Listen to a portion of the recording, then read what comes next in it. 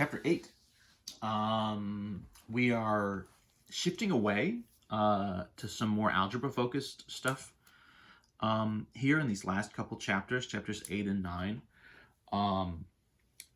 Chapters 6 and 7 in particular, right, are sort of a little more practical with all the unit conversions and the percentage stuff and all the different applications. Chapters 8 and 9 are about sort of exponents and polynomials and some graphing stuff. It's really getting into some standard algebra things. So either as sort of a lead up to MA 120, the college algebra and trig, if you're doing that next, or just sort of laying some foundations in algebra and some different algebra rules, even if you're not doing the college algebra next. What we're going to look at in these first two sections are some different exponent rules. So let's dig in. So exponents are used to show what would be repeated multiplication. Gosh, my handwriting got away from me a little bit there. So exponents are used to show repeated multiplication. The form, right, you sort of have a, and then the exponent itself is sort of up in the upper right. So this is our exponent, the value n. The a value is what we're going to refer to as your base value. So you have sort of a, and what we would say is sort of a raised to the n.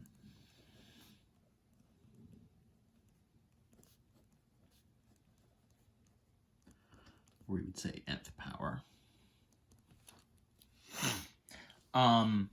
And so what that means is repeated multiplication. So let's sort of build this up for a second. So a to the 2, what that means is a times a, right? So two a's multiplied together.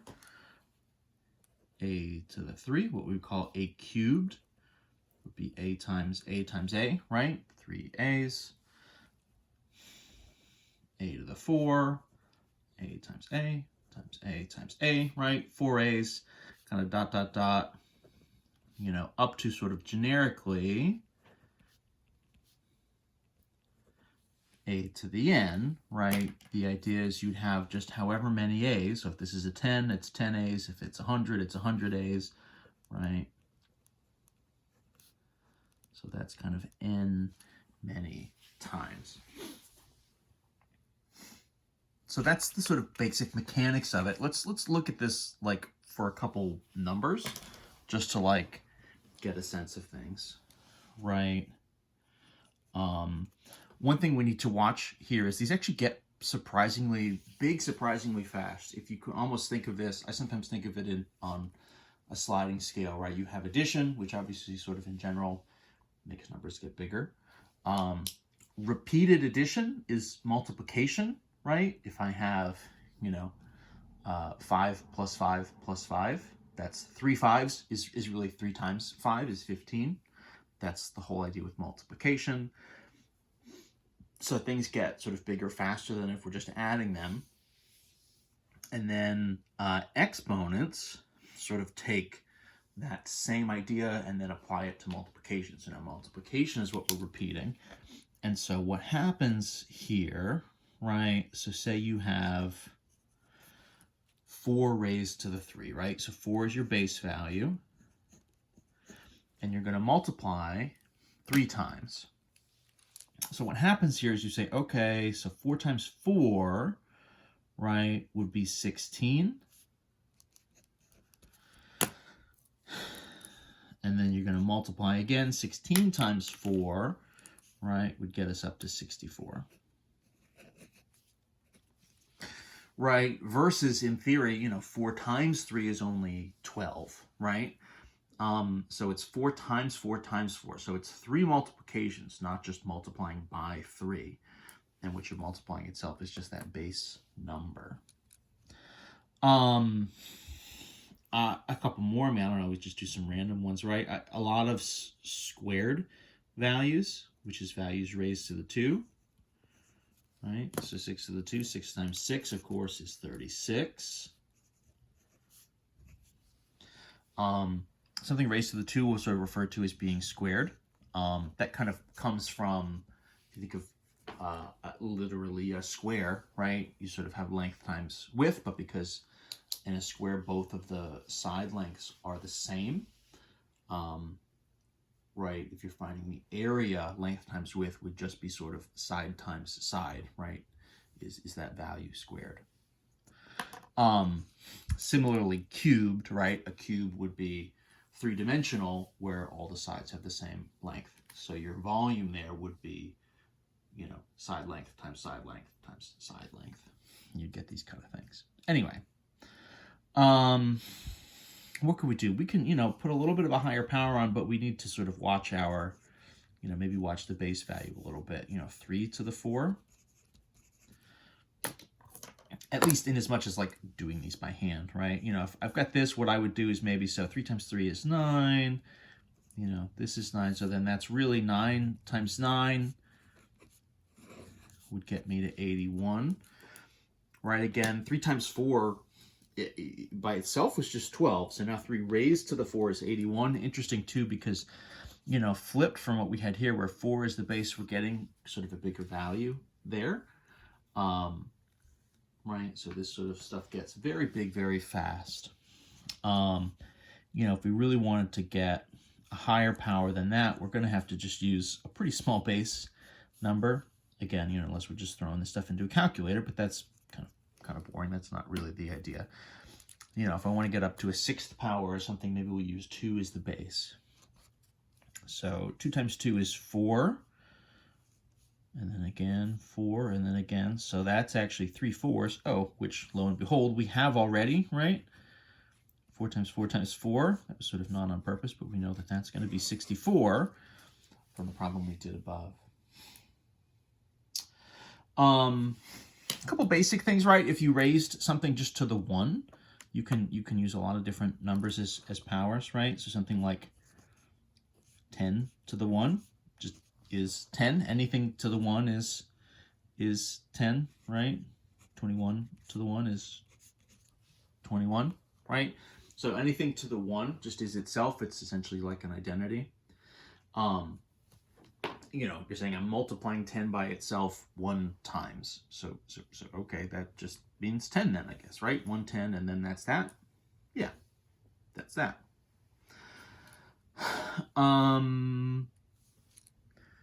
Let me pause there. Oh, actually, no, I tell you what. One thing that can happen here, right? So with numbers, one thing we need to watch for, almost forgot,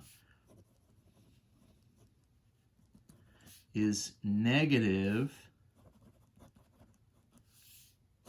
base values. So in general, right, if everything is positive, if the base value is positive and you're just sort of multiplying, you don't really have a whole lot here to think about. You're just multiplying and you get a big number, and that's that. Now, if I do a negative base value, so this is possible. So let's do negative 2 raised to the 4. And I'm going to put this in parentheses. The parentheses here make a big difference in terms of what this operation means and how it looks. So if I throw parentheses around it, that means everything in the parentheses is part of the repetition, right? So this means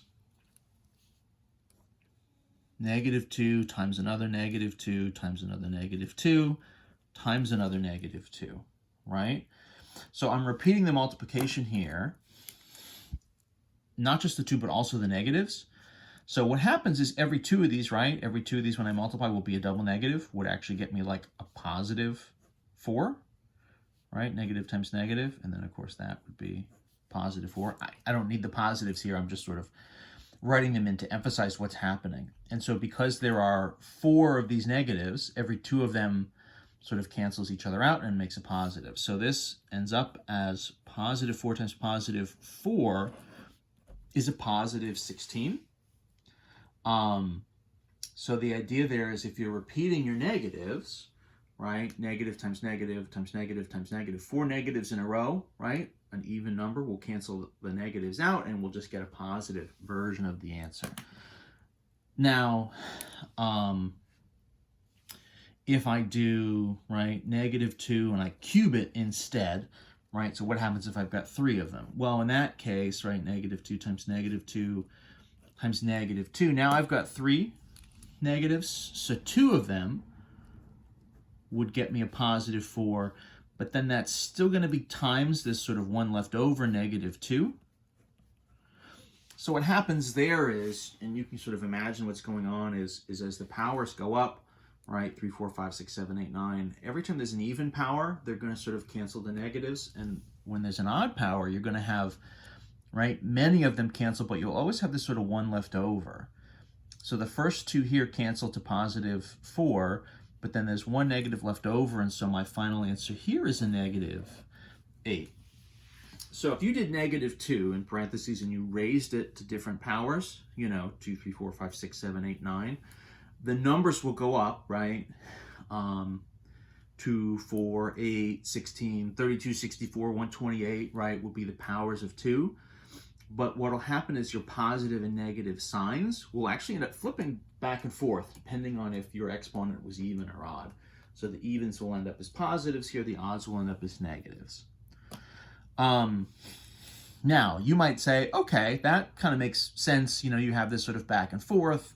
That's pretty reasonable. I understand that. Like, this doesn't seem so wild and crazy. That seems reasonable. Now, what's different is let's do this versus a setup where we have no parentheses, but we still have a negative value. So let's think of the order of operations and what this means. So if I wrote something like -2 to the 4, right, with no parentheses, what does that really mean from an order of operations perspective? What that means is the negative version of 2 raised to the 4. So your order of operations says you should always do your exponents first. And what this means here, right, the exponent is attached to the 2. It's not attached to the negative here because you're not throwing a parentheses around it to kind of group them together. So this is the negative version of 2 to the 4, right? So this is the negative version of a bunch of positive 2's multiplied together, right? So the 2's here would all multiply to 16, but the negative is still there out in front. So even though what you're looking at is an even power, right, sort of in theory attached to a negative base, it's really not the base that's negative. The base here is just positive 2, and it's a single negative out in front. This is like a pretty subtle thing, and especially if it's sort of part of a bigger problem, an order of operations type problem or something like that, it can really throw people off. So you have to be extra careful about sort of when you see this and when it happens. Right, so even with an even power here, you end up with a negative value. What makes this even a little bit more confusing is if I do an odd power, so say I make this cubed again, well, when I did the odd power up here, I ended up with a negative anyway, right? So now this is the negative version of 2 cubed, so 2 times 2 times 2, right, is 8, with a negative in front. So the answer there is -8. And so in that case, it essentially is the same answer as what you had here, right? So when the power is odd, you get a negative answer regardless. It's only when the power is even that you sort of, in parentheses get the positive power, and if there's no parentheses, you get a negative. So just be really careful about that. It can be confusing. Go slow, really write it out, and come back to this as a reference.